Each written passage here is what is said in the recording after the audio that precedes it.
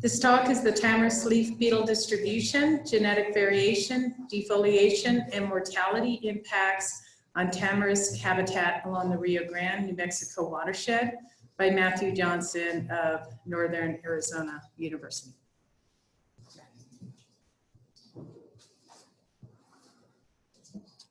Thanks. Just a little bit of background on the beetle. The beetle was released in 2001 in limited areas, mostly in Utah and Nevada. The beetle invaded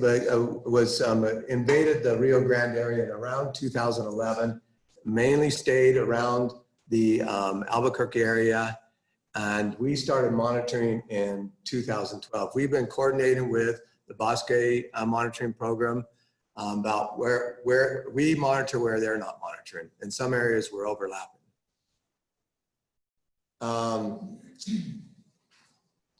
So our objectives were to determine the distribution of the beetle throughout the watershed, the Rio Grande watershed. We wanted to track defoliation and mortality. What we found with mortality was it wasn't the trees were dying, the whole tree was dying, but there was branch die-off. You could see that as defoliation rates continued, you could see the branches were starting to die off. And that affects the canopy, which then in turn affects the whole habitat.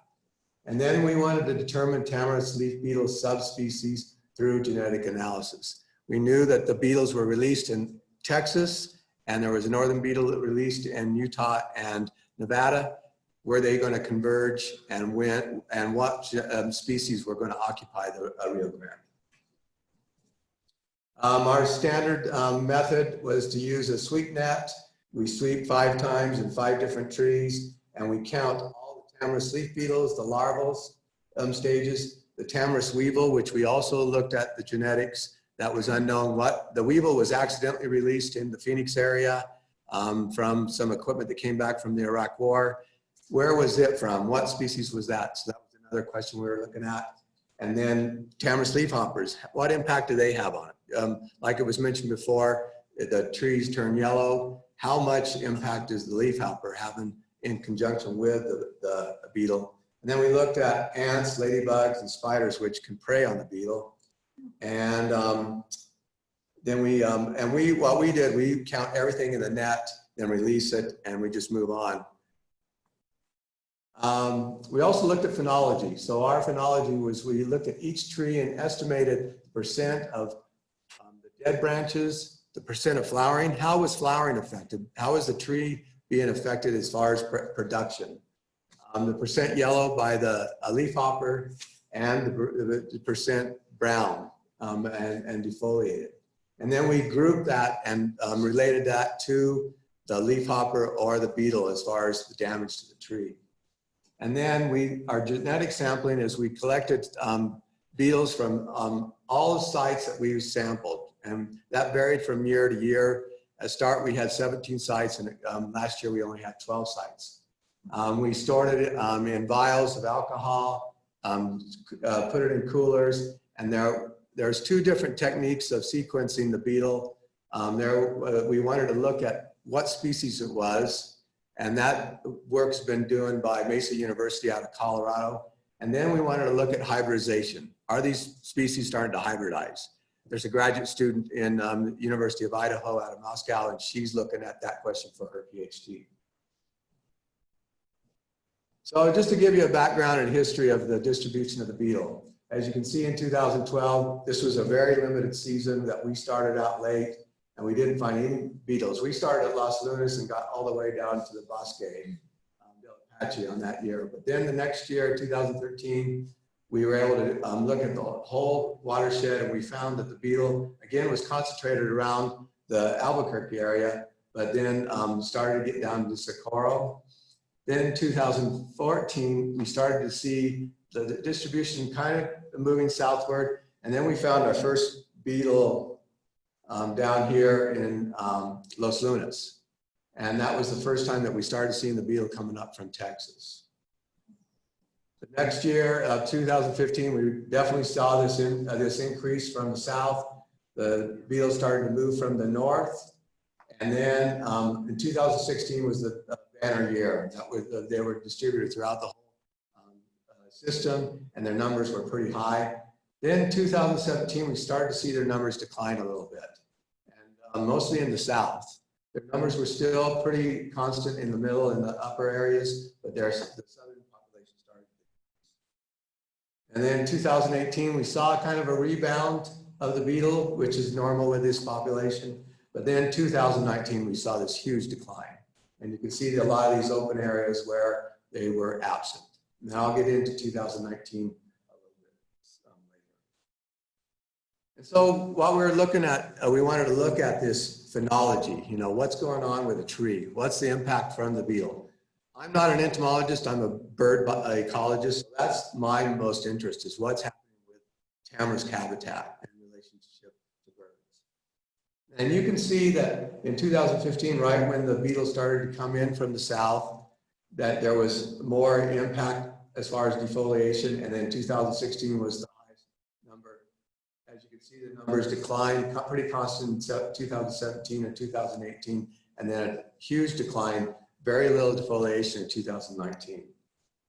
Then we wanted to look at mortality rates, and when we're talking about mortality, we're actually talking about branch mortality. We look at a percent of the tree that's actually dead, and we can see this increase as it defoliates. All these defoliation, refoliation rates that happen throughout the season take its toll on the canopy.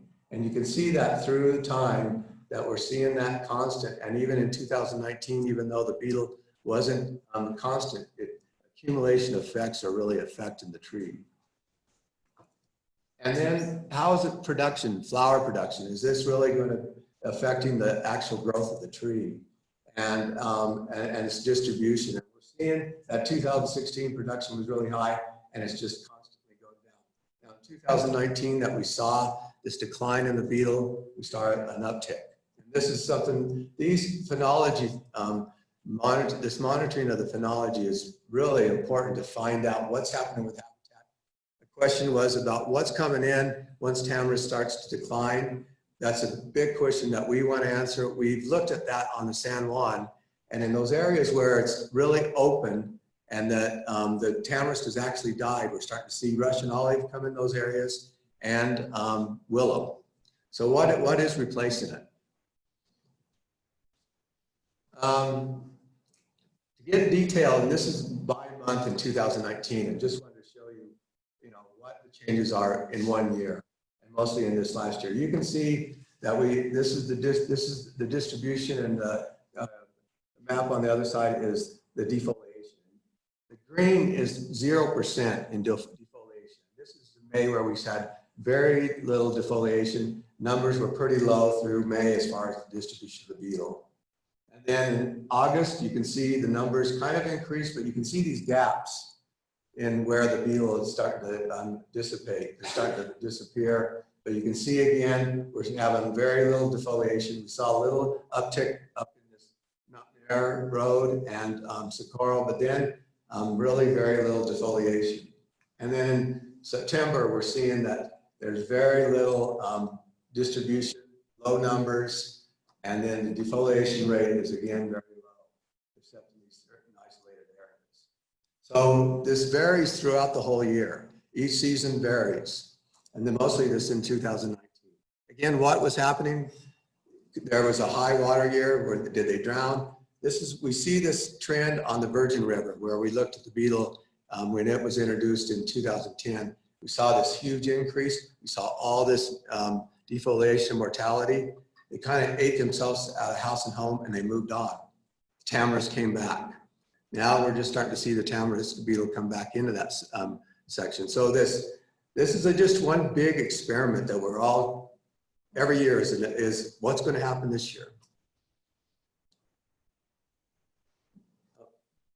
Let's go back. So as far as the genetics, what we found is the first year that we were able to actually sample what species were occupying the Rio Grande. You can see that in 2016 that the subtropical beetle, this is all subtropical beetle that came all the way up into San Marcial. The northern beetle is all the way down to the bosque, and that they just overlapped in 2016. Then you can see in 2017 that the subtropical beetle went all the way up through the northern population, and the northern population kind of stagnated. You can also see that the Mediterranean, there was one beetle that we detected that was a Mediterranean. And the Mediterranean, the subtropical, and the greater are all from the Texas release. And then you can see that they overlapped, and we even had northern beetles come down a little bit further into that area that we hadn't seen them down there before.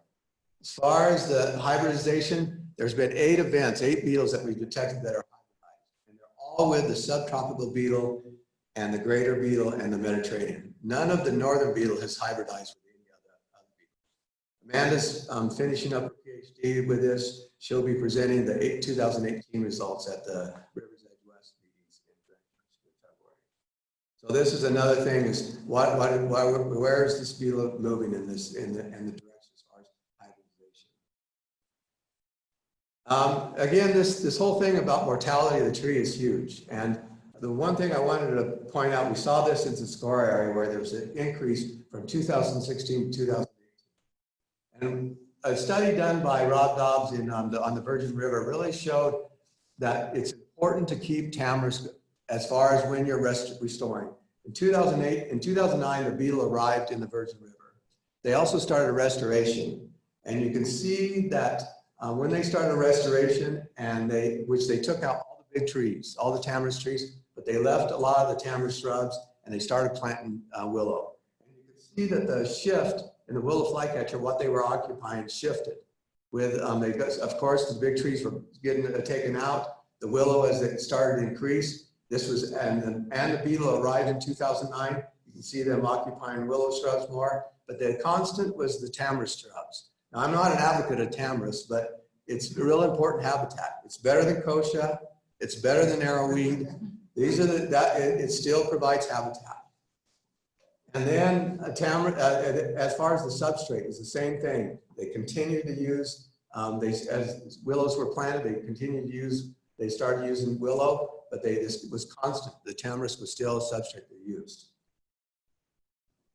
And then their percent, in 2009, their rate, their fledge really plummeted, but it just took 1 year that we saw them increase. And this study is ongoing, and you see this success rate constant. As far as the future of monitoring, we need to continue this, looking at the distribution of the beetle. This genetic identification of what's going on with hybridization is very important. The impacts to the avian and wildlife communities, not just the willow flycatcher, but all birds. I mean, what hits of these other species are we seeing? Measuring the changes in the native habitat, and then microclimate, temperature and relative humidity. How much is the beetle really changing that microclimate? And then satellite imagery is, I think, huge. How do we look at that satellite imagery and relate it to what we're seeing on the ground? I'd like to thank Army Corps of Engineers, Tetra Tech, Bosque del Apache National Wildlife Refuge, and the Bureau of Reclamation. Thank you.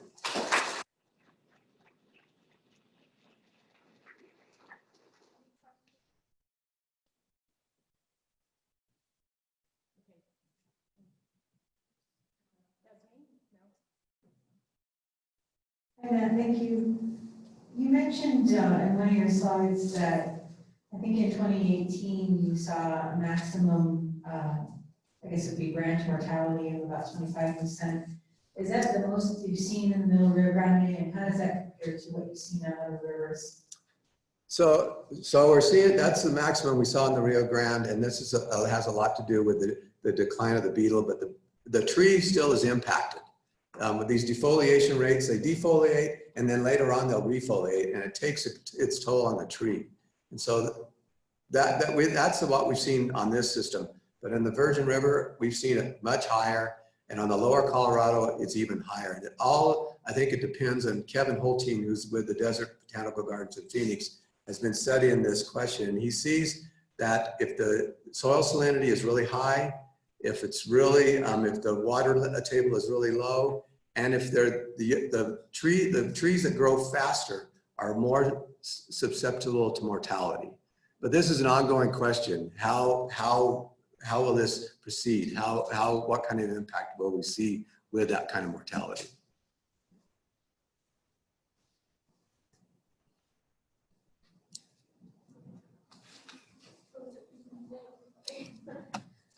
Can you elaborate on why monitoring the hybridization of this beetle you feel is so important, and how you think that will affect mortality of trees moving forward?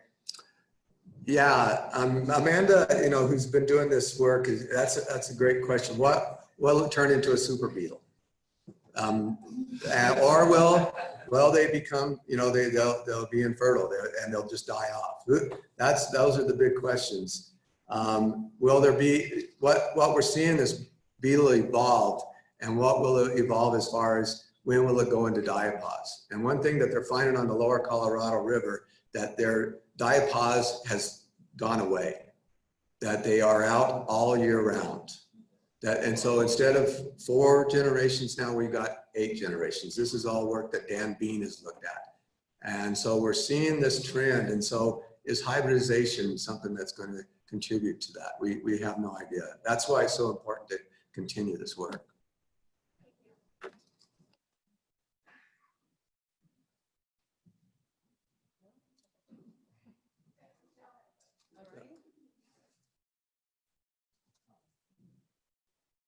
If I understand correctly, APHIS is going to have to put a bunch of money towards projects and restorations, that kind of thing.